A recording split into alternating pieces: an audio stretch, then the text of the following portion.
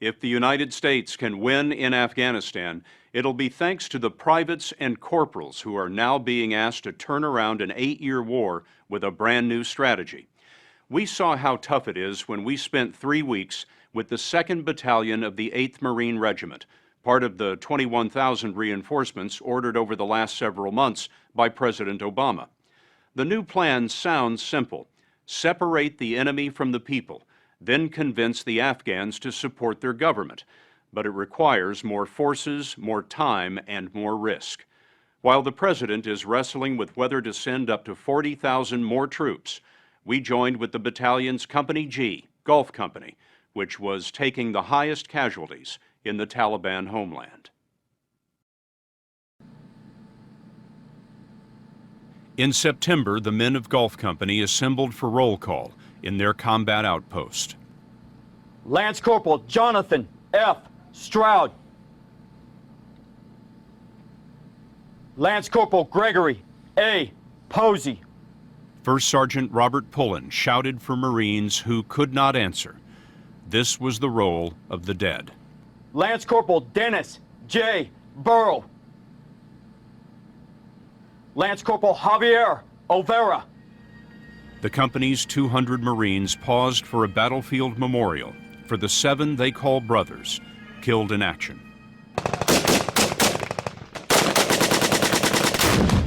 This was Gulf Company in July, pushing into part of Afghanistan never occupied by U.S. troops. They were ambushed repeatedly by the Taliban, the enemy that carries the name of the fundamentalist Islamic government overthrown by the U.S. invasion after 9/11. But the enemy isn't one force. Taliban is a catch-all for a collection of tribes and warlords. Some are religious extremists, some are drug traffickers, and in Gulf's area, many are locals fighting for money. Gulf Company set up in Koshte, a village in Helmand Province near Pakistan. It's a strange twist of history that Gulf Company's area used to be called Little America. In the 1950s, a massive U.S. foreign aid project dug the canals that now feed half of the world's heroin poppies and shoulder-high marijuana, both prime sources of Taliban cash. Ask them if they heard the rocket shot from out here earlier. Gulf Company covers just a few square miles. The job is to push the Taliban out and stay in place. Second Lieutenant Dan O'Hara from Chicago is a platoon leader. Do they know that we've been shot at from this compound before? It's his first combat tour. 2 of his Marines have been killed. You know, I wonder how you know the enemy from the citizens around here. Yeah, for the most part you don't until they start shooting at you. And even then, you know, their tactic is hit and run. They'll shoot, and then before you get the chance to close on them, they'll run away and kind of just run back into the population. Lieutenant Colonel Christian Cabanis leads the battalion. These people have suffered for too long. We can't add to it. He sent Gulf Company into battle with orders to use restraint. This is a big change since the spring. All U.S. forces in Afghanistan are now being told to protect civilians, even if the enemy gets away. Over the last 8 years, Afghans have been outraged by civilian deaths, and it's a big reason the U.S. is not winning. Killing 1,000 Taliban is great, but if I kill 2 civilians in the process, it's a loss. How many of the enemy have you killed so far? I have no idea. And it's really irrelevant. Body count's not something that you track. It doesn't tell me that I'm being successful. It doesn't tell me that at all. The number of tips that I receive from the local population about IEDs in the area, Taliban in the area, that is a measure of effectiveness. You talk about restraint. What do you mean by that? As I told the Marines before we deployed, it's about a 3-second decision, especially with this personal weapon. The first second is, can I? Next 2 are, should I? What is going to be the effect of my action? Is it going to move the Afghan closer to the government or further away? After 2 months, Gulf Company reported 0 civilians killed, a success, but at the cost of its 7 Marines. What's the biggest threat to your Marines? The biggest threat would be the improvised explosive devices, for sure. IEDs. Mm-hmm. The search for explosives and IEDs dominates the patrols. They hunt for the buried plywood that breaks under a boot and closes the circuit on a 40-pound bomb made of fertilizer. The enemy pays villagers to plant them at $10 each. I got a hit right at the end of this thing. Hey, there's a hit at the end of the thing. Stay away from that crater. IEDs often push the Marines off the roads and into the fields flooded with sewage. With 60 pounds of armor and weapons, it's exhausting, and it is possible to be so bone-tired that the temptation to step on the next solid ground trumps even the fear of death. We should be good pushing up through here until we get near that IED site. On August 31st, Dan O'Hara and Lance Corporal Jonathan Quiseno from Orlando planned a mission to clear an IED. It would be a day that O'Hara would not return with all of his Marines. On the patrol, they destroyed the IED, but coming back, Lance Corporal David Hall from Lorain, Ohio, triggered another.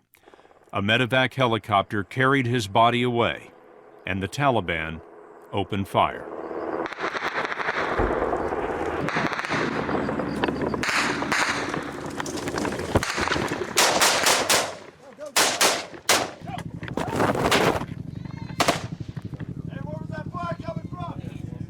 The next day, O'Hara gathered Hall's squad.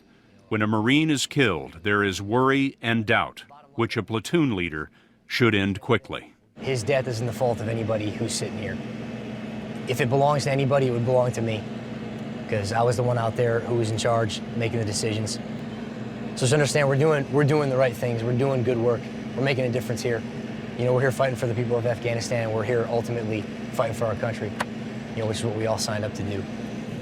After Hall's death, Lance Corporal Quiseno told us what many Marines are saying about restraint. They understand the strategy, follow their orders, and yet... It sucks. I don't know another word to say it. It sucks because all you want to do is get them, you know, for revenge, you know, to say the least. Because the Marines have been lost? Sure. I mean, definitely. You know, I mean, how many times have we been shot at? How many times do we know a direction, a distance, a compound, a vicinity where these guys are coming at, and then... you know, conventional war, that's it. You know, that whole compound will go. You know, but we can't drop ordnance on them because of civilian casualties. But you said it was frustrating. What do you mean? It's frustrating. I don't know if anybody really understands the amount of stress that the guys are already starting to feel because of that. You know, simply just having the hands tied behind your back, if you will. Right now, the president is considering a request to expand the counterinsurgency strategy. It's become controversial in Washington, and a decision is likely in a few weeks. In late August, before the controversy, we asked America's top commander in southern Afghanistan, Brigadier General John Nicholson, how the current strategy is supposed to work.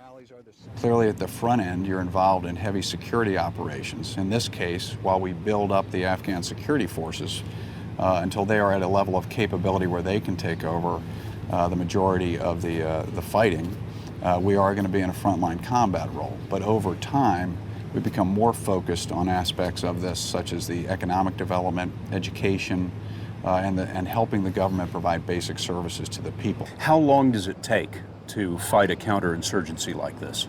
Well, if you look back in history, a successful counterinsurgency usually lasts at least 14 years. General, you are talking about building a country. Mm-hmm. It would take generations to do that. Yeah. Well, it's the first thing I'd say is it's doable.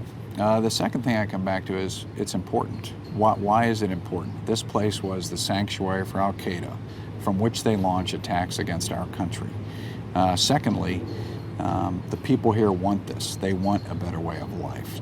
Yes, it's difficult, and yes, it's challenging. It's challenging because 70% of Afghans are illiterate and 80% have no electricity. One Marine said, "It's like fighting in the Bible." In Gulf Company's area, skepticism is worn into the faces that confront the company commander, Captain Matt Martin. The U.S. sees the new strategy as a fresh start.